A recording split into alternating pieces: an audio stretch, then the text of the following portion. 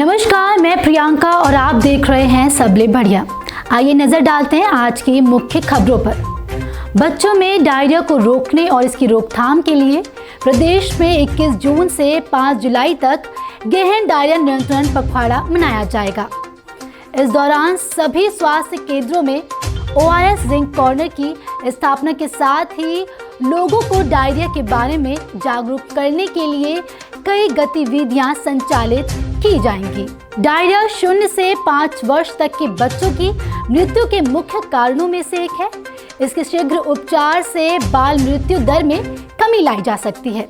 बाल स्वास्थ्य के डॉक्टर VR भगत ने प्रदेश के सभी जिलों के मुख्य चिकित्सा एवं स्वास्थ्य अधिकारियों तथा सिविल सर्जन को गहन डायरिया नियंत्रण पखवाड़ा कार्यक्रम व गतिविधियों की जानकारी देने के लिए निर्देश पत्र जारी करने को कहा है। उन्होंने बताया कि सभी ANM और मितानिनों को डायरिया केस प्रबंधन, उपचार, काउंसलिंग पर प्रशिक्षण तथा अभियान के दौरान उनके द्वारा की जाने वाली गतिविधियों के IDCF टूल किट प्रदान करने को कहा गया है। सभी स्वास्थ्य केंद्रों के टंकियों की सफाई के लिए निर्देश दिए गए हैं। अपने अपने जिलों के लिए ORS और जिंक टैबलेट का उठाव करते हुए इनका वितरण सुनिश्चित करने को भी कहा गया है। बता दें कि स्वास्थ्य विभाग द्वारा जारी परिपत्र में CMHO और सिविल सर्जन को कोरोना संक्रमण के प्रति सतर्कता बरतते हुए दीवार लेखन, सोशल मीडिया एवं प्रचार प्रसार के विभिन्न माध्यमों के जरिए डायरिया की रोकथाम और नियंत्रण की जानकारी लोगों तक पहुंचाने के लिए कहा गया है।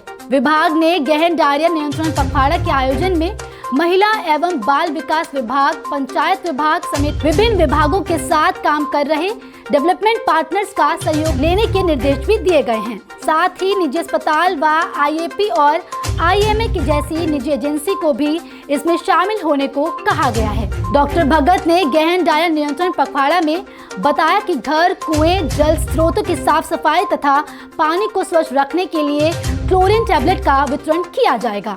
उच्च जोखिम वाले क्षेत्रों जैसे कि ईंट भट्टा, खाना बदोश स्थल, बाढ़ की संभावना वाले क्षेत्र जैसी अन्य जगहों पर अधिक ध्यान देने और ORS की पूर्व उपलब्धता सुनिश्चित करने के निर्देश दिए गए हैं।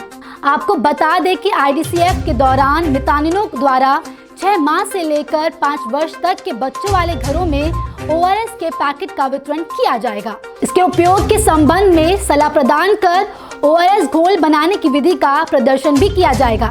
इसके साथ ही वो लोगों को साफ सफाई के साथ ही लोगों को डायरिया प्रकरण की पहचान और डायरिया के लक्षण व खतरों के बारे में भी बताएंगी। साथ ही गहन डायरिया नियंत्रण पखवाड़ा के दौरान स्वास्थ्य विभाग ने CMHO और सिविल सर्जन को सभी संस्था में ORS और जिंक टैबलेट की पर्याप्त उपलब्धता के साथ ही पोषण पुनर्वास केंद्रों में भर्ती डायरिया के पीड़ित अति गंभीर कुपोषित बच्चों का प्रबंधन सुनिश्चित करने के निर्देश भी दिए हैं। अब इसी के साथ आगे बढ़ते हैं और नजर डालते हैं अगली खबर की तरफ। स्कूल जाने वाले बच्चों के लिए नवीन शिक्षा सत्र 16 जून से प्रारंभ हो रहा है।